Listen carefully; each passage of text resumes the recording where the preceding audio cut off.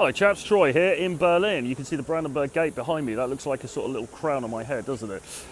Look, I was going to do a video today and I was going to talk about being yourself and why you should be yourself but be your best self and blah, blah, blah, and all that stuff. And then I thought, sod that, do you know what I mean? We talk about that kind of thing all the time. So I'm going to do another existential one today. And what I really want to talk about is trying to feel something, trying to feel some sort of emotion when it comes to dating and relationships. And obviously this comes off the back of my series of increasingly morbid reflections on dating, you know, being a bit older, dating as an older guy and all of that kind of thing. And yeah, so I don't know how this one's going to go really, but let's give it a go.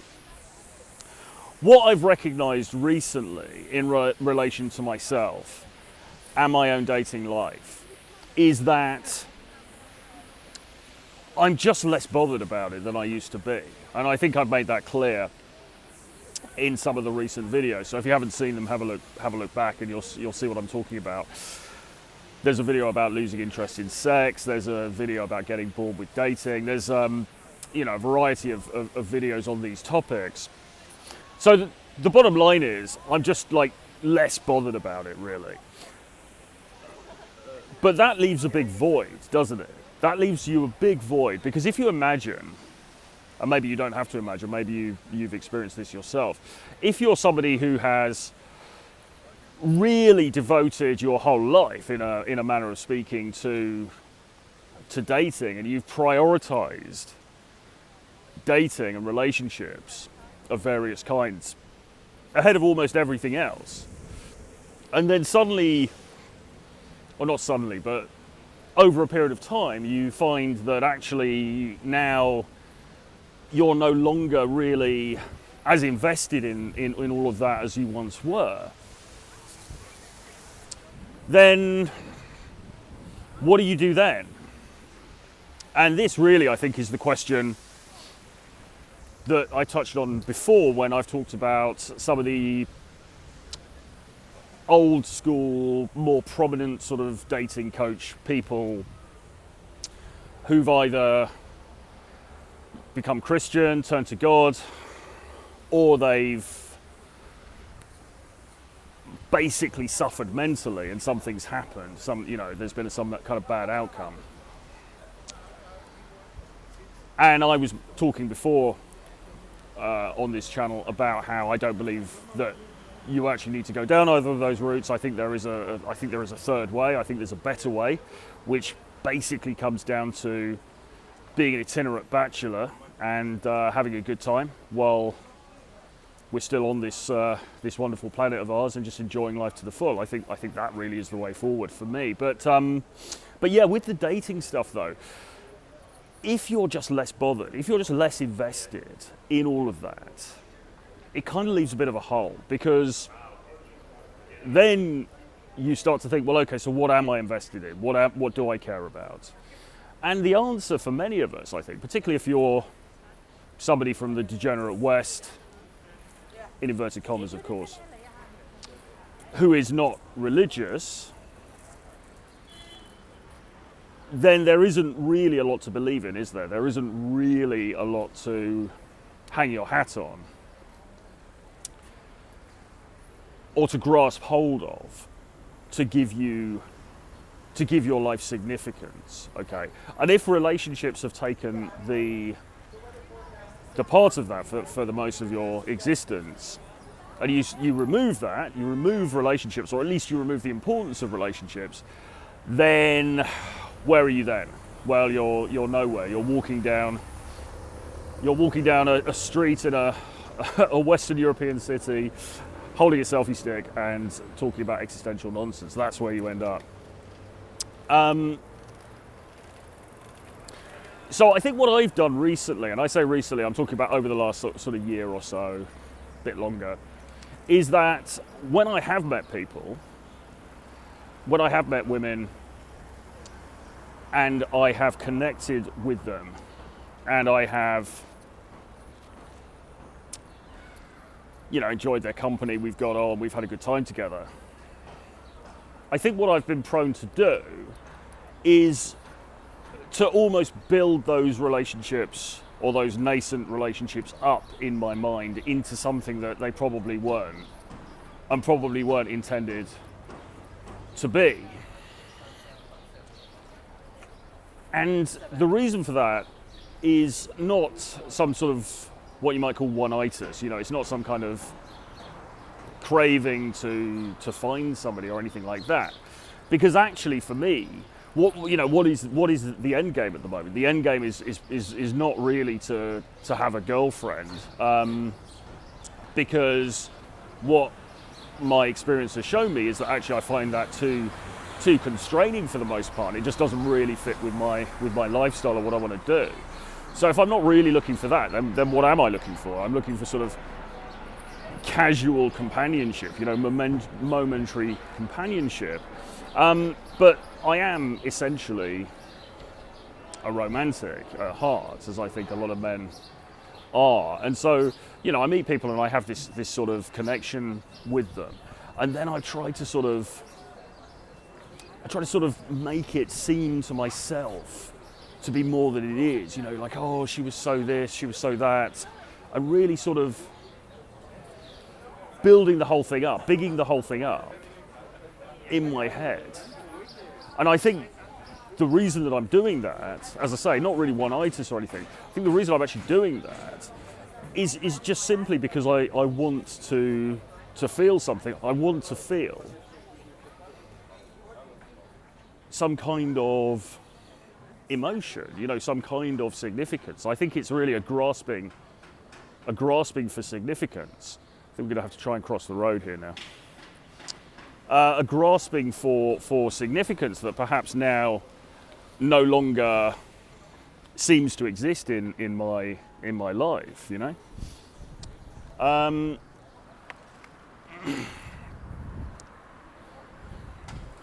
Because what I've realised is that then sometimes if a relationship or a mini relationship, whatever you want to call it, if it doesn't work out, if it doesn't continue, then I might be momentarily sort of a bit miffed about it. I might think, oh, that's a bit of a shame. But then the next day I realise, actually, do you know what? I just don't really care that much. And then you think, well, I built that thing up with that particular girl, who I met in Rome or who I met in Barcelona or wherever it was. I built that little mini relationship up, and I've tried to give it all this significance in my head. And now, we've decided we're not going to see each other, or whatever it is. She's got a boyfriend, whatever. And now, a day later, I just don't really give a monkeys. I just don't really care. So it can't have really been that important. So why was I trying to imbue it with this sort of psychological or romantic significance that it just didn't really have? And as I say, the answer, I think, and I don't know whether anybody can relate to this at all, probably not. There's probably an audience of like one person in Arizona or something for what I'm trying to say here. But I think that, as I say, the reason I'm doing that is just because I just want to feel something. And it's, here's the thing as well. If you engage in practices to make you feel good, let's put it like that. And I'm talking about things like if you take drugs, for example, or if you drink alcohol, or any of those things that hit your dopamine receptors, right? What you tend to do, particularly if you've got this kind of addictive side to your personality, what you tend to do is you want to recreate the glory of that first experience. I remember I took ecstasy, MDMA, and the first time I took it in London back in the 90s, it was absolutely, the first night, absolutely incredible. Just fantastic. And then I spent years trying to recreate that same experience, and it was never quite as good. I mean, there were good times, for sure, but it was never quite as good. It was never quite as that, because you can't recreate that first time. as much as you want to. And as I say, I think particularly if you've got that kind of addictive side to you, you will keep trying to regain that high. And worse than that, you'll keep trying, and when it doesn't work, then you'll take more. You'll take more and more and more. Using the analogy of alcohol or drugs, you'll take more and more and more because the original dose isn't working anymore, and you're just like, no, I need to get that initial high. I need to feel that feeling again. And it doesn't work, or it starts to work increasingly less well. It starts to work increasingly less well until you either have to give up or you do a different strategy or whatever. And I wonder if it's something akin to that with the relationship stuff. I think that I am trying to recreate the way that I felt in the past about things. That degree of passion, that degree of excitement, whatever it was, try to recreate that. And it not really working, for the most part. And actually, the significance that I tried to ascribe to some of those situations just not being genuine significance.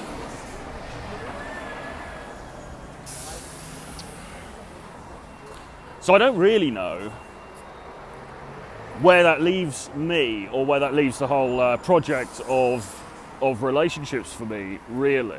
And here's the thing, I do wonder if the sexual component is really, really the key thing. And if you have that huge sexual desire for somebody, that huge sexual sort of spark, that sexual passion with somebody, that is really the underpinning of the romantic experience, of the romantic love. And but when you take away that, or when you water it down, so you're less bothered sexually, and that's, I suppose, what I've been talking about really in some of these recent videos. If you're less bothered sexually, and it's not about the individuals involved, it's just that you as a person, you've kind of, Martin Amis somewhere talks about getting to the end of sex, getting to the end of women, getting to the end of sex, and I don't think you can ever entirely get to the end, but Jesus. I don't think you can ever entirely get to the end, but I know what he means. It's almost like you've done something so much that you just don't feel it to the same degree anymore.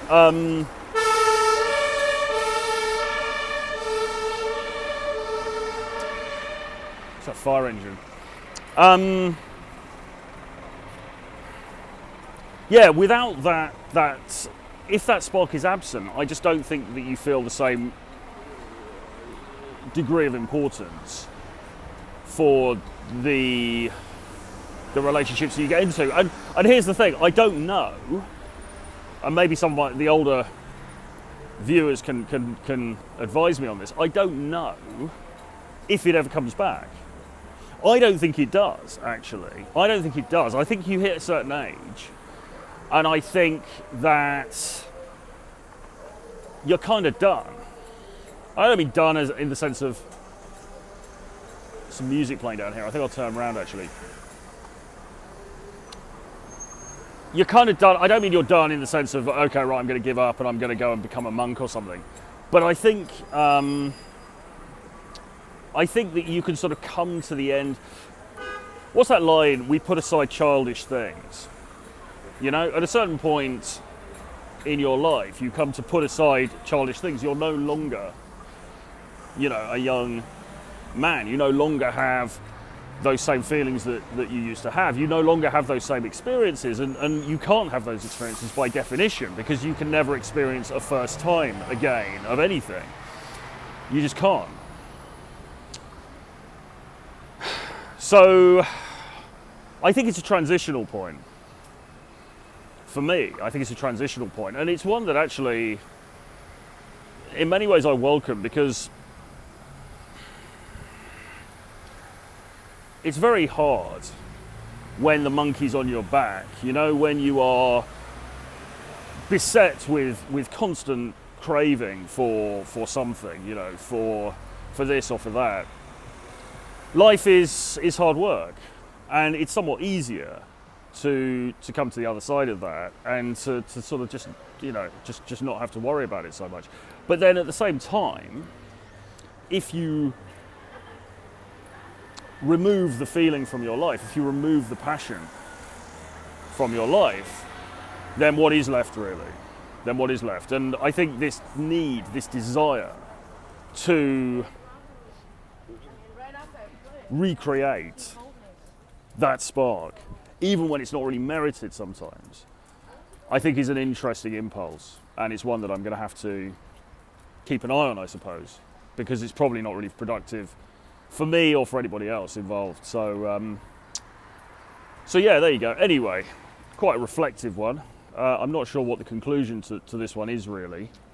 Work in progress, I suppose. I will keep you updated. On that note, do get on my email list. You'll see the link below. Please do subscribe to the channel if you are not subscribed already. Really helps with the algorithm and so on. Give me a comment underneath, give me a like, all of that good stuff. And yeah, I will see you again in the not too distant future, I hope. And we will talk about this same stuff again going forward.